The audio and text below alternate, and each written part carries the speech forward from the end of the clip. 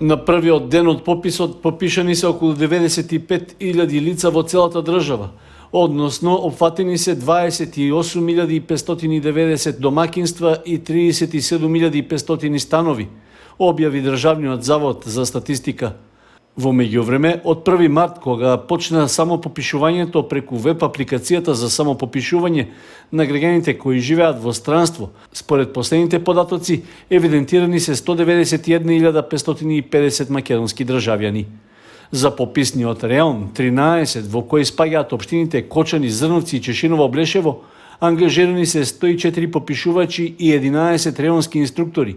Со нив работат и тројца инструктори од Државниот завод за статистика.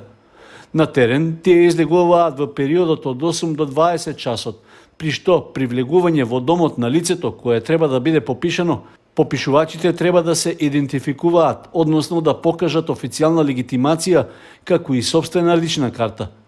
Во пописниот реон 4, во кој влегува општина Виница пак, ангажирани се 49 попишувачи и 5 реонски инструктори. Во првите 2 дена од постапката и во двата реона нема никакви проблеми.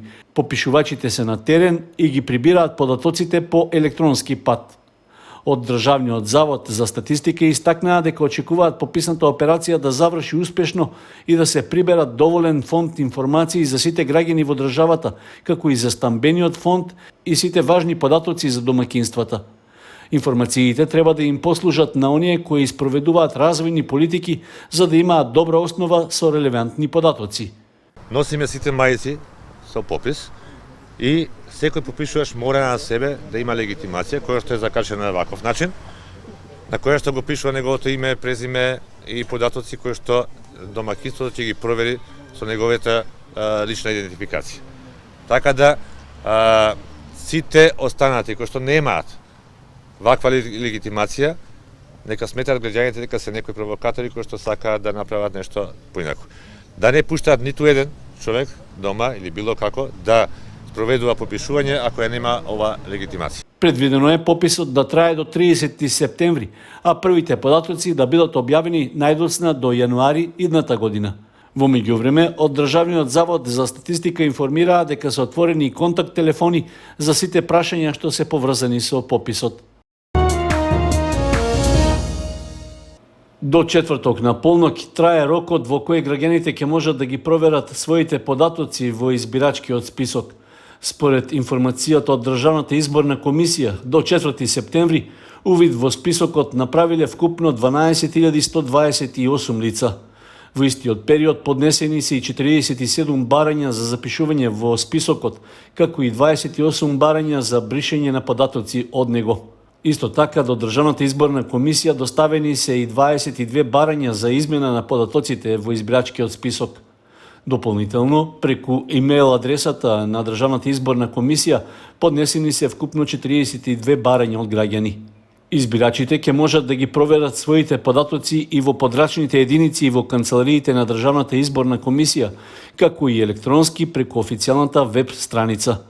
Избирачкиот список потоа ќе се достави до политичките партии, а во него треба да бидат внесени и податоците од Министерството за внатрешни работи за лицата кои имаат барања за нови лични карти со оглед што наполниле 18 години. Исто така, списокот ќе биде доставен и до Управата за извршување санкции, како и до Министерството за труд и социјална политика за лицата кои се наоѓаат во старските домови.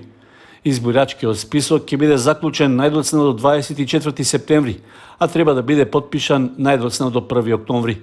Своите кандидатури, партиите, како и независните кандидати, треба да ги достават до општинските изборни комисии до 11 септември на полноќ. Изборната кампања за првиот круг од локалните избори ќе започне на 27 септември и ќе трае до 15 октомври на полноќ. На овие избори за прв пат во нашата држава ќе се користат терминали за вчитување оттисоци од прсти. Првите 200 терминали веќе се пристигнати, а Државната изборна комисија треба да почне со обука за нивното користење. Од компанијата која е добавувач на терминалите, очекуваат сите уреди да бидат доставени во државата најдоцна до 1 октомври. По повод 7 септември, Советот на општина Кочани во вторник на споменикот на Слободата ќе одржи свечена седница со која ќе биде обележана 77 годишнината од ослободувањето на градот. На свеченоста, што поради здравствената состојба ќе биде со ограничен број посетители, ќе се доделат највисоките општински награди. Признанието за значајни остварувања во развојот на општината ќе го добие актерот Благој Веселинов, додека наградата за животно дело постхумно ќе му припадне на културниот деец, режисер и собирач на народни умотворби Борис Стојчев.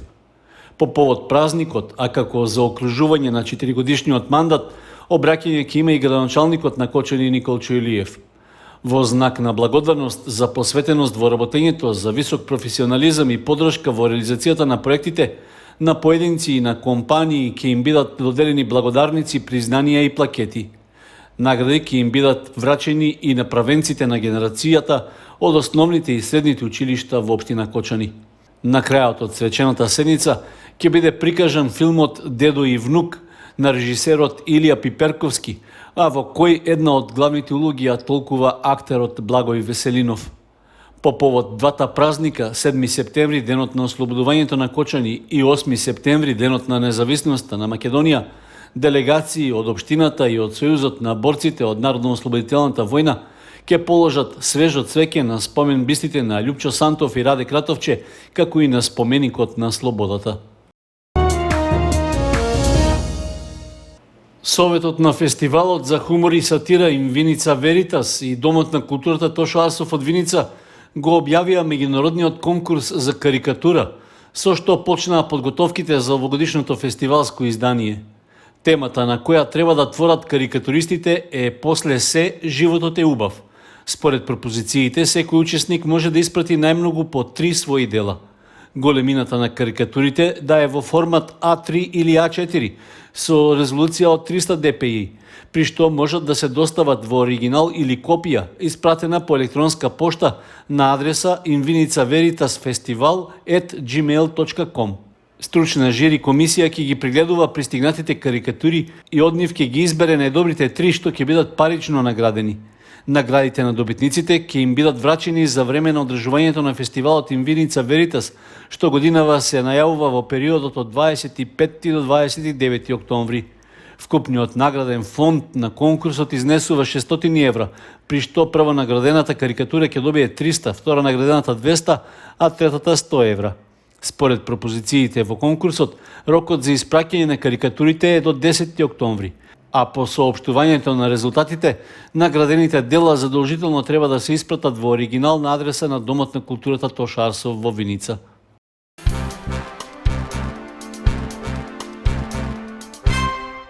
Девет волонтери од Сдруженијето на студенти по право и млади правници Павел Шатев од Кочани учествуваат на меѓународната младинска размена во Метони, Грција, финансирана од програмата Erasmus+. Темата на проектот е недискриминација, а целта е да се помогне во распознавањето на сите предрасуди и форми на дискриминација, градењето самодоверба, критично мислење и развивање на комуникативните способности. Покрај нашите волонтери во размената има учесници од Бугарија, Унгарија, Романија и домакин од Грција. Учесниците од Македонија доаѓаат од Делчево, Кочани, Штип и Радовиш и се на возраст помеѓу 16 и 27 години, со различни искуства во меѓународната соработка, истакнува председателот на Сдруженијето Павел Шатев, Благој Ристов. Во рамки на програмата на размената, младите ќе имаат можност да се запознаат со професионални актери од Романија и да го искористат театарот како алатка за едукација, комуникација и исполнување на целите на проектот. Освен тоа, ќе се организираат и различни лекции, работилници, дискусии и средби. Едно од целите на проектот е да им се помогне на младите во анализирањето на нивните приоритети, барајќи го најдобриот начин за интегрирање во средините во кои живеат, преку размена на мислења и искуства што ги стекнале. Вандалското однесување и уништувањето на дел од урбаната опрема во централното градско подречје на Кочани продолжува. Иако повеќе пати досега оштетувањата се санирани, денеовиве повторно е регистрирано дека непознати сторители навечер ги кршат корпите за отпадоци, новите клупи и дел од канделабрите за јавно осветлување. На едно од видеоснимките што ја направиле случајни минувачи, може да се забележи маскирано лице кое со нозе удира по една од корпите за отпадоци кај Центарот за култура Бели Мугли, а потоа и со уништување на градежни материјали поставени во градскиот парк. Очевидци истакнуваат дека маскираното лице продолжило со својот вандалски чин и во други делови од градот, при што на удар на насилното однесување се нашла и чешма во двор на приватен објект на улицата Роза Петрова. Освен ова, оштетување на урбаната опрема секојдневно се регистрираат во трговскиот центар, покрај кеот на реката, како и во неколкуте детски игралишта. Заради ваквото однесување на поединци, граѓаните со право бараат локалната самоуправа да определи лице кое ќе се грижи за хортикултурното уредување и за одржувањето на урбаната опрема. Истовремено се апелира до надлежните инспекцијски и полициски служби за поголема контрола, при што конечно да почне и казнувањето на сторителите.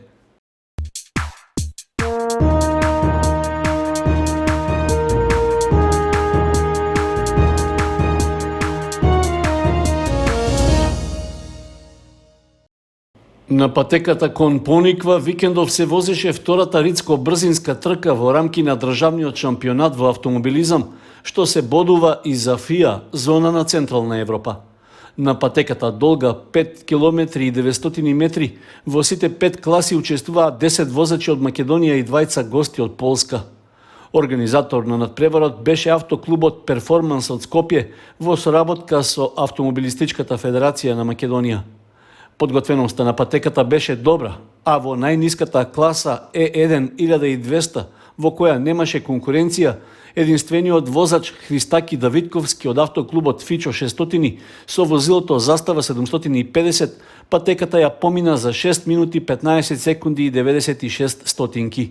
Неговиот клубски колега Донче Иванов од Кочани во класата Е1 1400 со возилото Застава Југо исто така беше единствен надпреварувач, а на крајот имаше резултат од 3 минути 59 секунди и 81 стотинка. Во класата 1600 победи Слободан Трајковски од автоклубот Перформанс со Застава Југо, а во класата 2000 најдобар беше неговиот клубски колега Димитри Кимовски со Honda Civic. Во најсилната класа Е1 плюс 2000, патеката најбрзо ја помина гостинот од Полска Грегор Ждуда со возилото Hyundai i20.